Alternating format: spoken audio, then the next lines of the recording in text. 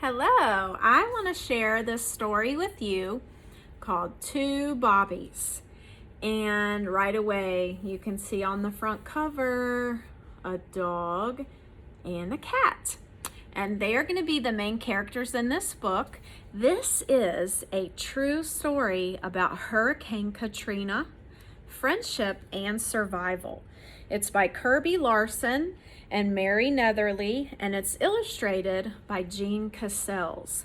And I personally had not heard this book until last year, and it really touched my heart. So I think you guys are going to love this story about the two Bobbies. Let's read more. Bobby and Bob Cat are the best of friends. When their hometown of New Orleans was struck by Hurricane Katrina, they lost everything, as did so many others. Only by staying together could Bobby and Bobcat survive. This is the true story of their remarkable friendship. There they are again. They're so cute. Oh, this picture doesn't have any words, but if you ever watch the weather, you know that this means a big storm, and these flags are warning flags about hurricanes. And look, the two Bobbies are in the window looking out. Here's our title page, The Two Bobbies, A True Story of Hurricane Katrina, Friendship, and Survival, by Kirby Larson and Mary Netherly, illustrated by Jean Cassels. So it really just repeats the front cover. Oh, one thing I want to show you before I read on is the back cover. I always like to take a peek at the back cover before I read. Sometimes it gives you information about what the story might be about, and sometimes, like this one, it makes a panoramic picture, which is just like a bigger, longer picture that's from the book. So you can see here, there's some kind of steps. You can see a tree with the reflection. Look in the background, a sunken car. Let's keep reading. Neither Bobby, the dog, nor Bob Cat has a tail, and some say that's what brought them together.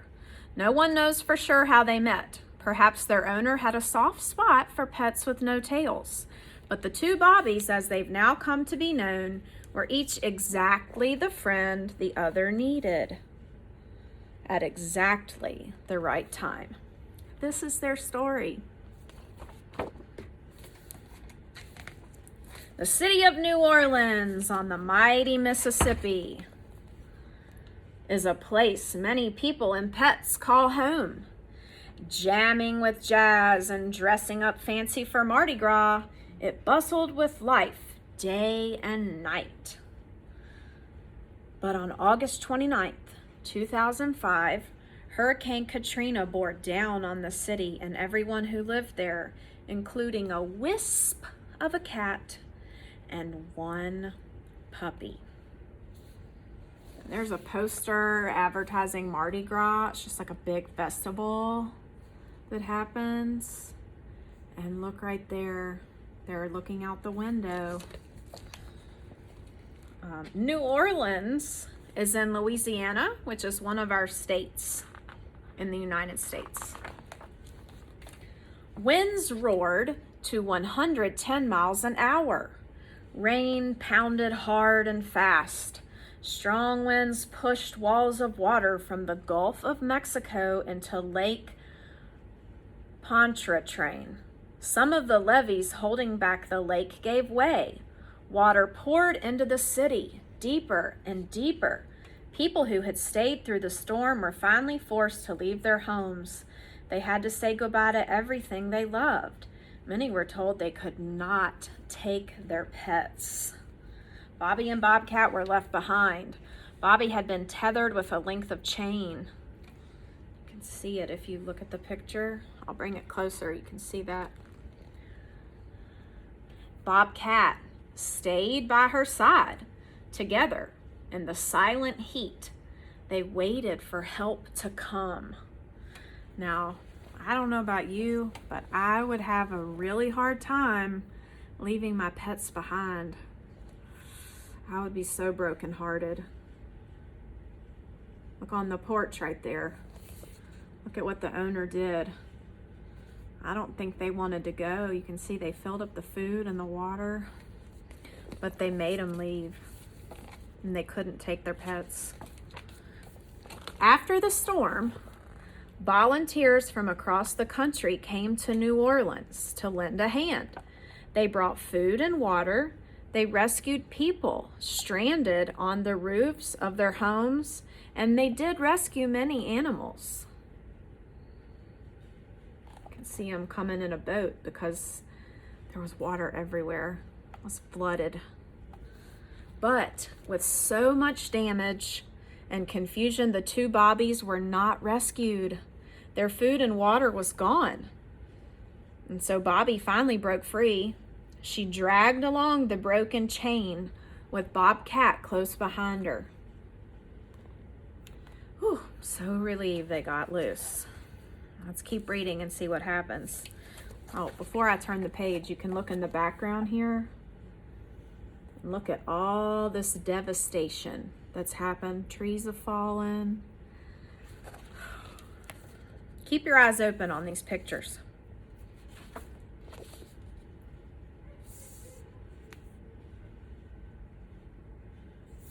In the early days after the hurricane, the two Bobbies tried to make their way around oily water littered with debris. After the waters receded, that means they go back where they came from, they traveled the buckled streets with no place to call home. Now, if you look around, you can see the debris. There's like old trees that fell, like stuff from people's houses that floated out. Month after month passed as Bobbie and Bobcat wandered the devastated city. Remember, that's one of our words that we'll be studying this week, devastated. It's destruction. Their days and nights were filled with danger. Packs of hungry, homeless dogs roamed the streets. That means they were just out and about, fighting smaller animals for food. Were Bobbie and Bobcat chased away from scraps they might have found with little food to eat or clean water to drink? Bobbie's ribs began to show. Bobcat's brown sugar markings started to fade to a dull white.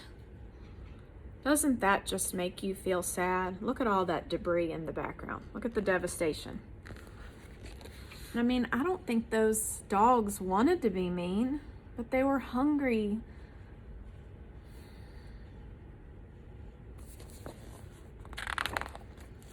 One day in January, 4 long months later. Now, think about that, guys. 4 months. There's usually 30 or 31 days in a month. 4 of those. Bobbie and Bobcat strayed onto a job site. That means they walked up because they're strays. They don't have a home. A construction crew hammered and sawed, fixing up a motel damaged by the hurricane. A worker's dog rushed over to play with Bobbie. The dog's owner, Rich, noticed Bobcat too. He saw how thin the 2 strays were and began feeding them. He trimmed Bobbie's chain, leaving enough to jingle on the ground because Bobcat liked to follow it. But every time Rich tried to touch Bobcat, Bobbie growled. Wonder why? Why would Bobbie growl when he tried to touch Bobcat? Do you know a word for that? Think for a minute. When someone doesn't want someone to mess with someone else. Protective. After a few weeks of caring for the 2 Bobbies, Rich got some bad news when his boss came to the job site. He had given permission for 1 dog, but not 2 dogs and a cat. And he said Bobbie and Bobcat had to go. There he is. We can only have one dog here. Get them out of here. Rich was determined, means he didn't want to give up, to take them to a safe place. But Bobby still growled whenever Rich got too near Bobcat. She would not let him pick up or even touch her friend. So Rich rattled a bowl full of kibble, and Bobby followed the food to Rich's van, and Bobcat followed Bobby. Whew. Now I wonder what that van is going to do. Maybe you guessed it. Rich drove them to a temporary shelter. That means a short term, not forever, just for a small time. A temporary shelter that Best Friends Animal Society had set up in Celebration Station, which was a former video game arcade. The shelter was completely filled with homeless dogs and cats, but a volunteer, that's one of our words too, a volunteer is someone who does something without getting paid or a reward. A volunteer welcomed them in, even naming them Bobby and Bobcat for their bobbed tails. Now a bobbed tail just means a really short tail. It's not really long, but there is a little tail. And they were placed in separate rooms. Wonder how that's gonna go. You know, they've been together like as long as we know. All night long, Bobby the dog, guess what she did? She howled and barked. So awful. Bobcat paced back and forth. They missed each other. No one could sleep with Bobby making such a ruckus. All that racket. So volunteers made a large pen for her and put Bobcat in a small carrier inside Bobby's new cage. Bobby laid in front of Bobcat and whimpered. The volunteers opened the small cage to see what would happen.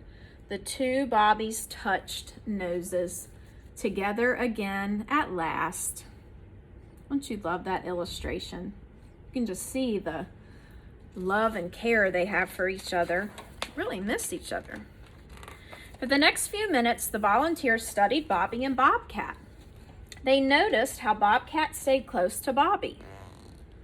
And they saw how he walked with his neck stuck out and how he carefully lifted his front paws, placing them down as if he were unsure of what he might step on. Someone waved a hand in front of Bobcat's face. Bobcat did not jump back. Another volunteer waved her hand. Bobcat did not even blink. Everyone was stunned. Like, what's going on here? Did you know that Bobcat was blind? All that time on their own, Bobby had been Bobcat's seeing eye dog. The cat could not see. The volunteers and even an ace pet detective searched for their family with no success. 1 month later, Celebration Station, remember that's the shelter where they're staying, is temporary. It closed its doors, but Bobby and Bobcat still did not have a home. There was only one thing left to try.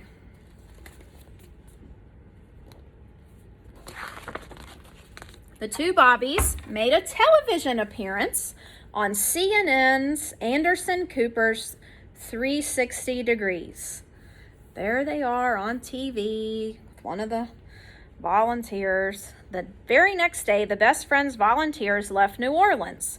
One of them drove Bobby and Bobcat to the Best Friends Animal Sanctuary in Utah, where they would stay until a new family could be found. They were on their way west when the news came in. Hundreds of people wanted to adopt them. Are you surprised? Remember, they made a TV commercial, put it on CNN. A lot of people saw that. It would take a very special family to adopt them together. The volunteers made a list and invited everyone on it to come meet the two Bobbies. Only Melinda and her Boston Terrier Gus Gus made the long trip to Utah. That night, Bobby and Bobcat had a sleepover with Melinda and Gus Gus in one of the cottages on the sanctuary grounds. Would the two Bobbies choose Melinda? What do you think? The very next morning, everyone knew the answer. Bobby and Bobcat were stuck to Melinda like Velcro. You know that's pretty sticky. They also liked Gus Gus, and he liked them. Finally, Bobby and Bobcat had found their new family.